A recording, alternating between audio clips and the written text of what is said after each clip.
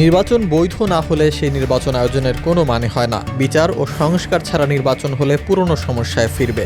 সম্প্রতি মালয়েশিয়ায় গিয়ে সংবাদ মাধ্যম চ্যানেল নিউজ এশিয়ার সঙ্গে সাক্ষাৎকারে এমন কথাই বলেছেন ডক্টর মোহাম্মদ ইউনূস।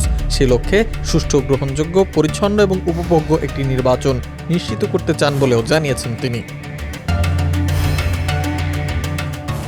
ডক্টর মোহাম্মদ ইউনূস বলেন, আমার কাজ হলো গ্রহণযোগ্য, পরিচ্ছন্ন এবং উপভোগ্য নির্বাচন করা। আমরা আমাদের নির্ধারিত এসব লক্ষ্য অর্জনের কাছাকাছি যাচ্ছি। আমাদের অনেক কিছু সংস্কার করতে হবে, কারণ আমাদের যে রাজনৈতিক ব্যবস্থা রয়েছে সেটি কারচুপি এবং অপব্যবহার করা হয়েছে।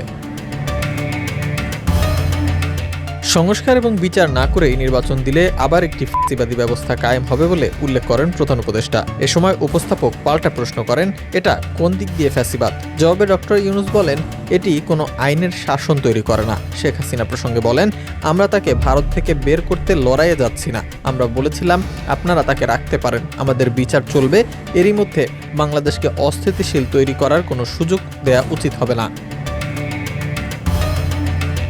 অতীতের ব্যবস্থার অপব্যবহার করা হয়েছিল, যার ফলে একটি ফ্যাসিস্ট সরকার তৈরি হয়েছে উল্লেখ করে ডক্টর ইউনূস বলেন, যখন আমরা সরকারের দায়িত্ব নিলাম তখন আমরা দেখেছি রিক্টার স্কেলে 9 মাত্রার একটি ভূমিকম্পের পর ক্ষতিগ্রস্ত দেশের মতো পরিস্থিতি। সবকিছু ধ্বংস করে দেওয়া হয়েছে। আমরা নিজেরা যে লক্ষ্যগুলো নির্ধারণ করেছিলাম সেগুলো আমরা অর্জনের কাছাকাছি পৌঁছাচ্ছি।